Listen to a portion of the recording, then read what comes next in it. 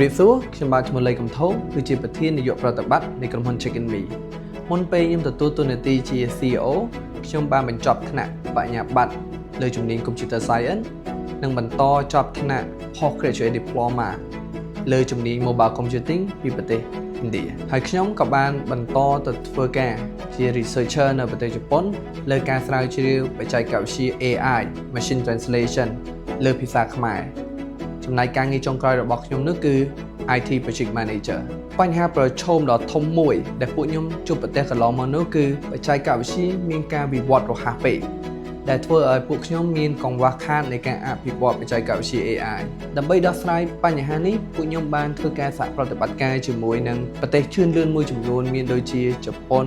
ចិនកូរ៉េខាងត្បូងជាដើមដើម្បីស្នើសុំជំនួយបច្ចេកទេសក្នុងការអភិវឌ្ឍបច្ចេកវិទ្យា AI ពីរកត្តាដែលតែងតែជំរុញលើកទឹកចិត្តខ្ញុំនោះគឺទី1ក្រុមគ្រួសាររបស់ខ្ញុំហើយទី2នោះគឺ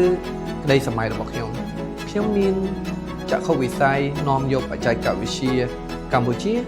ចូលទៅក្នុងទីផ្សារអន្តរជាតិដើម្បីបង្ហាញថាកូនខ្មែរអាចធ្វើបានគោលដៅរបស់ពួកយើងគឺទៅដំឡើង QR code scan វត្តមានបុគ្គលិកជូនម្ចាស់អាជីវកម្ម1លាននាក់ជាចុងក្រោយខ្ញុំសូមអរគុណទៅកាន់